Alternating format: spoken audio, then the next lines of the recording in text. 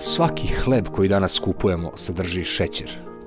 Razlog zašto se šećer stavlja u maltene sve proizvode, pa i u hleb, je u tome što izaziva fizičku i psihičku zavisnost. Pandemija raka i svih bolesti, koje svake godine sve više i više pogađaju svet, događaju se upravo zbog ogromne upotrebe šećera u današnjoj ishrani. Industrije su povezane profitom i kako mi jedemo šećer, tako nas druge industrije jedu. Verovatno ste čuli da se stres stavlja na prvo mesto izazivača raka. Međutim, ono što se prećutkuje je to da sa prestankom unošenja šećera nivo stresa dramatično opada. I ne samo to.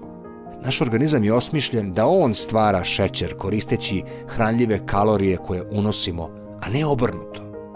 Prekomerno unošenje šećera je osnovni problem modernog čoveka. Kada bi samo na 10 dana prestali da jedemo šećer u bilo kakvom obliku, desilo bi se mnogo neverovatnih stvari. Ovo se događa iz prostog razloga jer je šećer koncentrovana hranljiva droga koju svakodnevno unosimo. To ulenjuje naše telo i organe i oni nemaju potrebe da se aktiviraju kako bi osvežili organizam. Kada ih nema, telo počinje da radi na sebi kako bi preživelo, što jeste ključ samoizlečenja ili zdravlja. Ovo je najvažnija činjenica koju današnja industrija prećutkuje jer naravno ne isplati im se.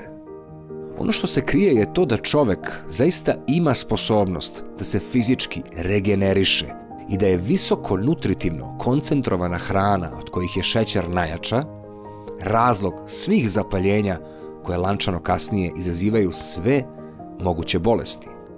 Srpski doktor izneo je šokantne podatke na osnovu istraživanja koja predviđaju da ako se ovako nastavi, 2050. godine svaki čovek za života imaće 2 puta rak.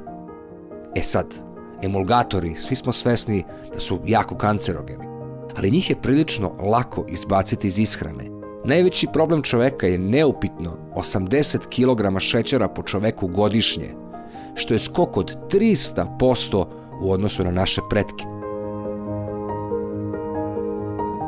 U današnjoj ishrani 90% namirnica sadrži šećere, što direktno ukazuje na uzrok svih bolesti, jer ljudi kao i životinje nisu stvoreni da se hrane obilno, a kamoli da svakodnevno jedu koncentrisane ugljene hidrate kakvi su šećeri. Šta se događa? Nakon samo 10 dana naše lice smanjilo bi se u obimu i jednostavno ne bi više izgledalo otečeno, takođe i podočnjaci. Isto to dogodilo bi se i na stomaku. Kada prestanemo da unosimo šećere, telo počinje da koristi taložene masti u nama. Na taj način volumen našeg tela se smanjuje. Za razliku od šećera koje telo jako teško koristi, masti se mnogo lakše i brže razrađuju, što štedi energiju našem organizmu. Ono što je posebno važno starijim ljudima je da voda ima tendenciju da prati kretanje šećera u telu.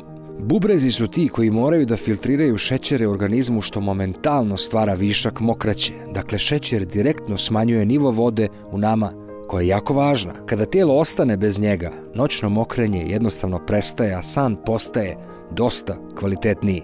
Ako imate problem sa čestim mokrenjem, samo izbacite šećer i rešit ćete problem.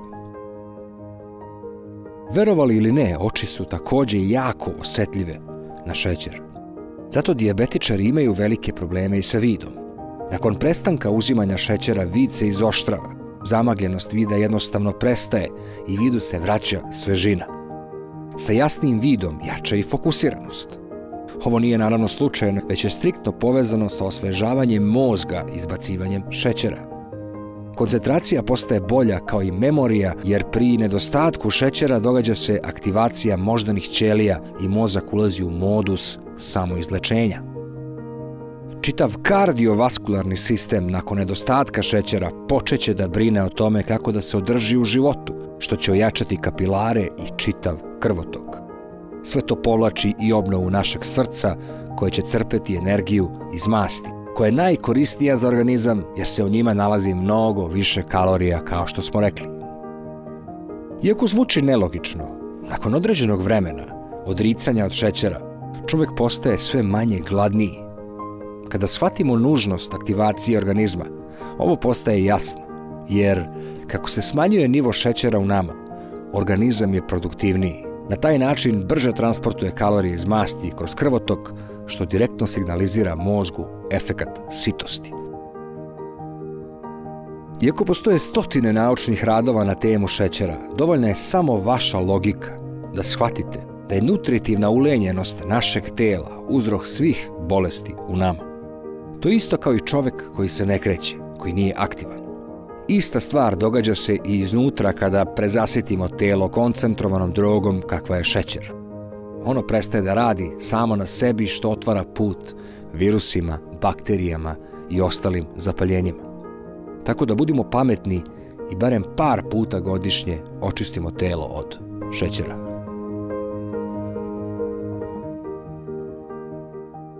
Ako vam se svideo ovaj video, podržite kanal pritiskom na dugme prati, podelite video sa prijateljima i rodbinom, pritisnite zvonce i u padajućem meniju izaberite sve, kako ne bi propustili sljedeću objavu. Hvala vam na pažnji i vidimo se uskoro.